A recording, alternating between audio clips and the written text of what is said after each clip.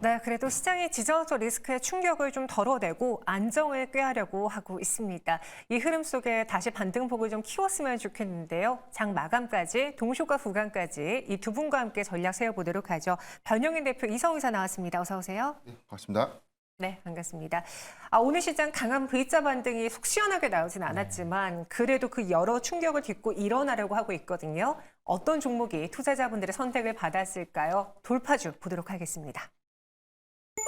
오늘 이 어수선한 시장 안에서도 HLB가 장중에 10% 넘게 급등을 보였습니다. 현재는 7.78%의 오름세를 보여주고 있고 최근에 연일 하락세를 보여주다가 오늘 반등을 꾀하고 있거든요. 리보세라닙이라는 이벤트 그리고 모멘텀을 갖고 있는 HLB, V자 반등 기대해봐도 좋을지 두 분의 의견 보겠습니다.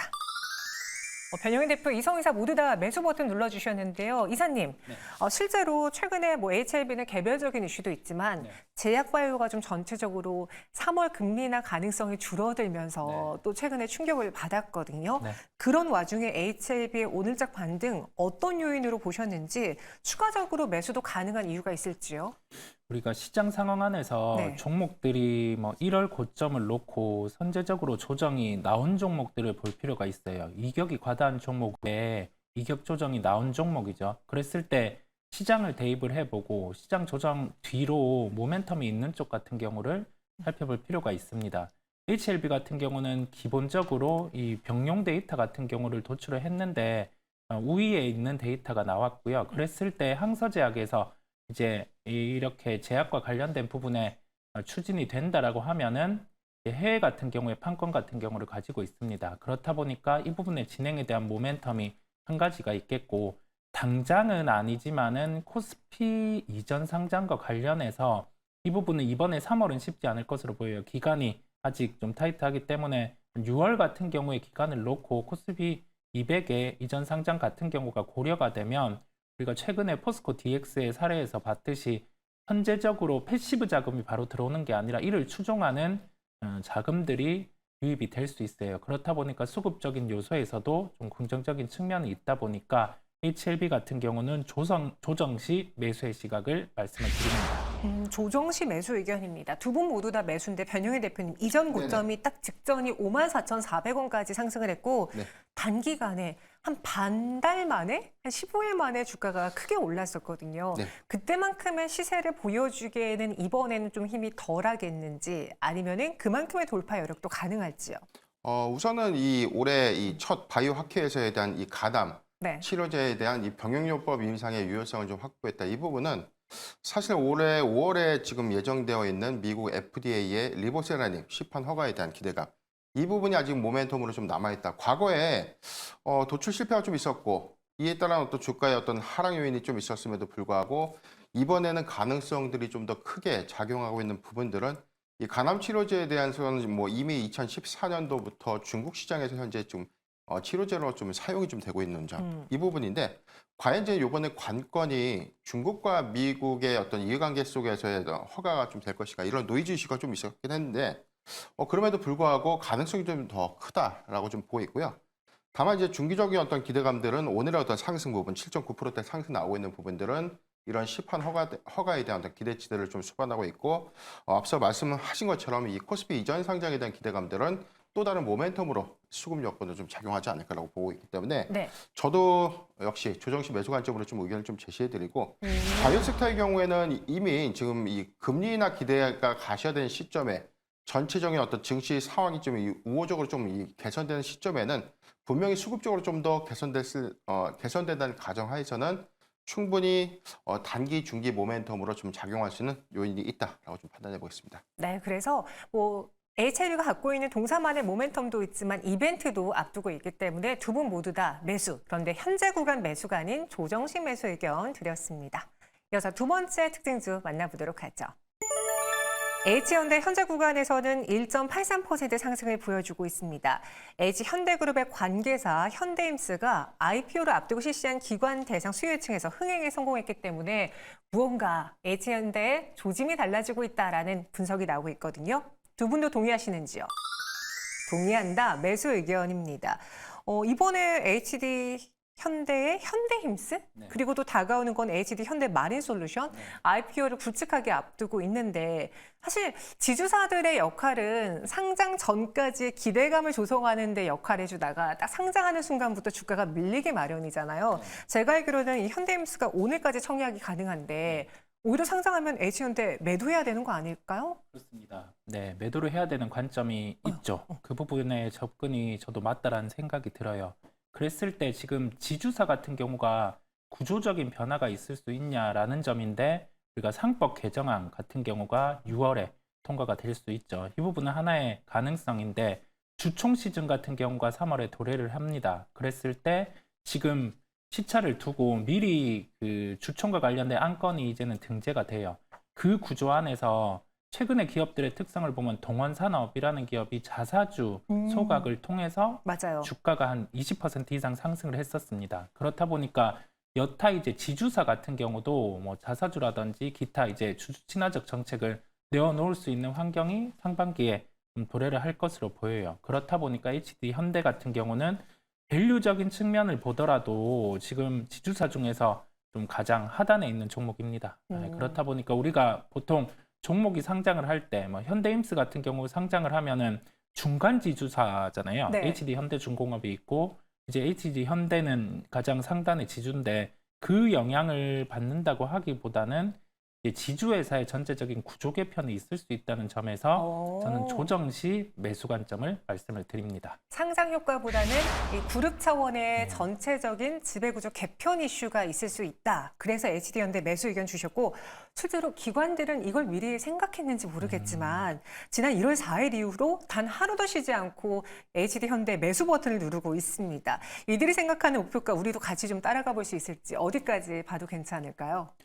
지금 지주사의 할인을 네. 일반적인 케이스들을 대입을 해보면 이 종목 같은 경우는 75,000원, 9월 11일 때 고점까지는 상승을 해야 하는 구조예요. 그렇다 보니까 이 정도 가격대를 생각을 하시면서 지주사에 대한 플레이를 할 때 좀 대입을 해서 HD 현대를 접근하시면 되겠습니다. 알겠습니다. HD현대 현재 2.13% 강세 보여주고 있고요. 상장 이슈도 있지만 지배구조 개편 기대해 보겠습니다. 이어서 다음 종목 보도록 하죠. 동시효과 구간에서도 13% 가까운 급등 유지하고 있는 엔캠입니다. 다른 2차 전지 안에서 엔캠만 거의 달라요. 백조처럼 날아오르고 있습니다. 시장 추락에도 연일 상승하고 있는데요. 무엇 때문인지 두 분의 의견은 매도와 보유로 나뉘어졌네요. 변영희 대표님. 네네. 이유가 있는 상승이었습니까? 우리가 엔캠 하면은 가장 대표적으로 생각하는 게 네. 전해액이라던가 예. 볼 수 있잖아요. 그렇죠. 엔캠이 어떤 이슈로 이렇게 올랐는지 추가 상승보다는 매도를 하자라는 이유는 무엇인지요?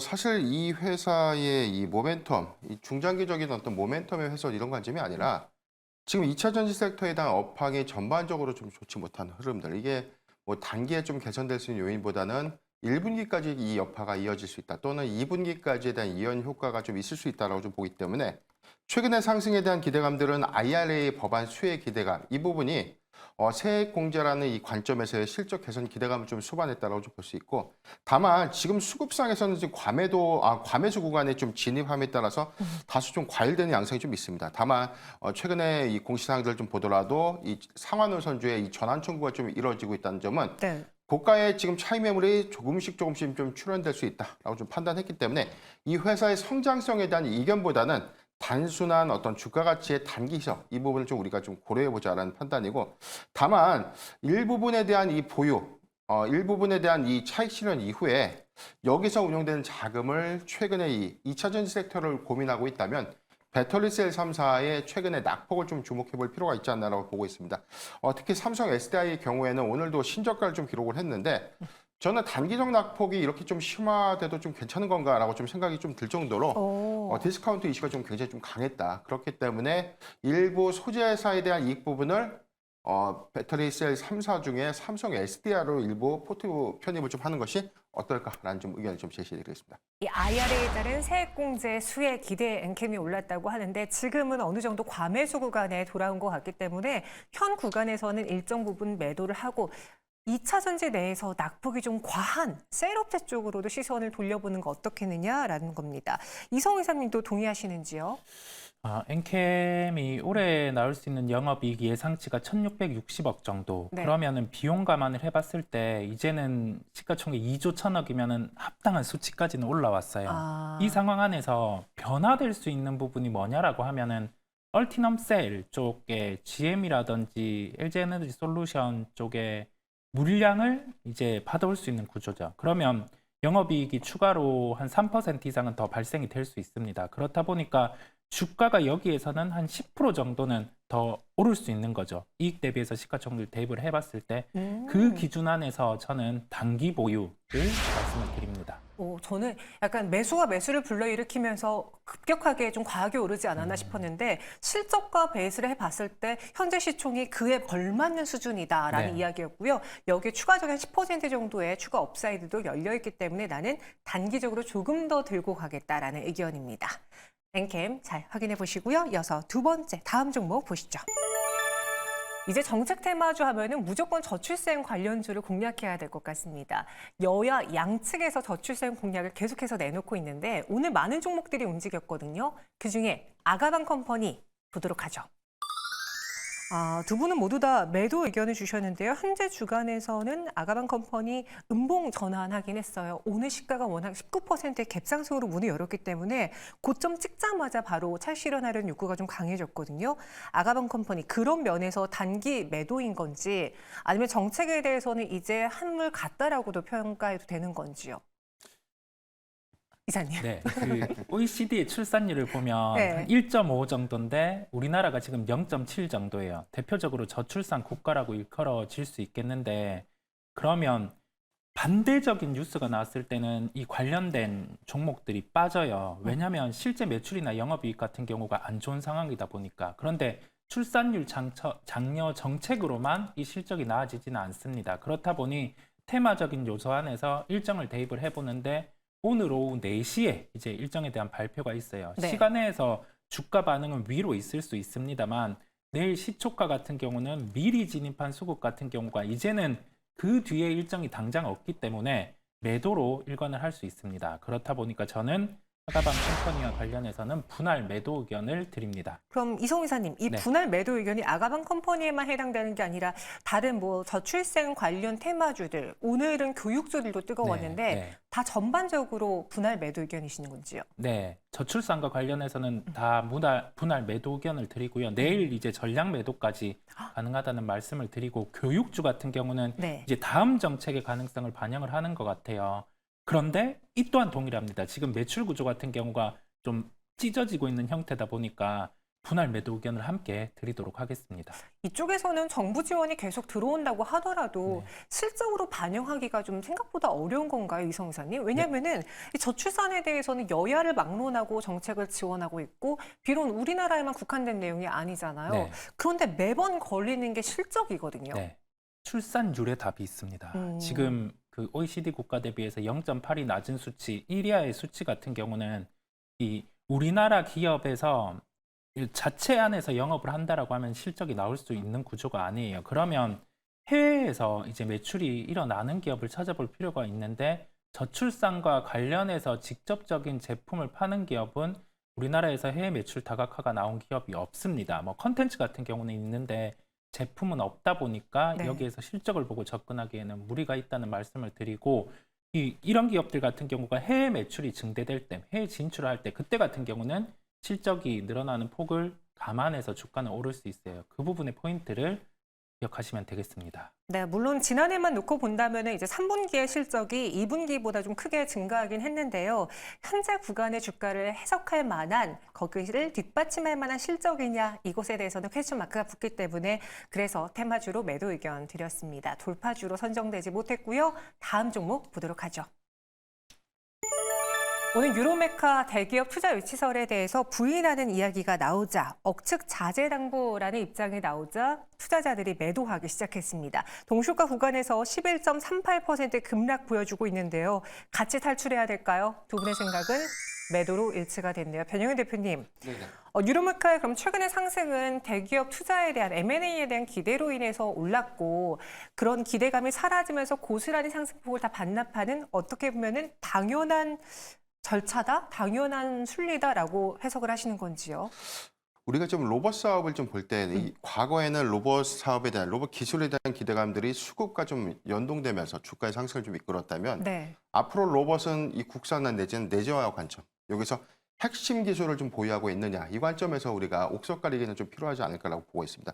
유로메카의 최근 3분기 실적 기준을 보면 지금 전년 동기 대비에 대한 영업 손실률이 크고 매출액의 증감 효과도 좀 미비하다. 그런데 시장에서 이제 뉴스나 가시화된 내용들은 F&B 관련된 서비스 로봇에 들어가는 이 부품들이 좀 더 늘어날 것이다라는 장밋빛 전망이 좀 있다는 것이죠. 그렇다면 여기서 우리가 좀 중요한 포인트는 이 기술 고도화를 이루는 과정 속에서 내재화를 통해서 그리고 여기서 양산화를 좀 더 이끌어내는 그래서 실적과 좀 연동될 수 있는 효과를 좀 나타내 줄 수 있는지 이 부분이 관건인데 유로메카의 경우에 최근의 상승 흐름들은 국산 부품에 대한 어떤 내재화 기대감, 정부 정책에 대한 수혜 기대감보다는 이 대기업 투자 설에 관련된 단기적인 수급이다라고 좀 보여집니다. 그렇기 때문에 저는 같은 이 부품에 대한 이 관점을 저는 유로메카보다는 조금 양산화 관점에서 조금 더 앞서 있는 SPG 이 종목으로 좀 종목 교체를 하는 것이 어떨까.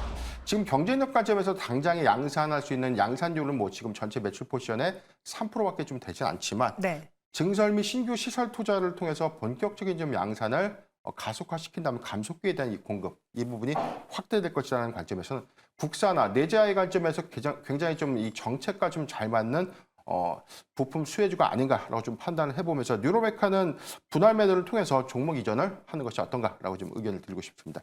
네, 기대 속에 올랐기 때문에 그 기대감이 사라지면서 고스란히 주가를 반납하고 있는 구간이다. 현재 45,500원, 400원 선에서 마감 준비하고 있고요. 반대로 최근에 그 로봇의 정부 지원 정책 수혜를 받을 수 있는 실질적인 감속기와 관련된 종목으로 SPG 쪽으로 시선을 돌려보는 게 어떻겠느냐라는 대안주까지 제시해 드렸습니다. 현재 동시효과 구간에서 코스피, 코스닥 빨간불을 켜고 있긴 한데 오전장에 보여줬던 강한 V자 반등은 우리의 기대와는 달리 현재 구간 사라져 있습니다. 코스피 강보합에서 장 마감 준비하고 있고요. 코스닥의 경우에는 0.85%의 오름세 나타내고 있습니다. 정확한 장 마감 지금부터 만나보도록 하죠.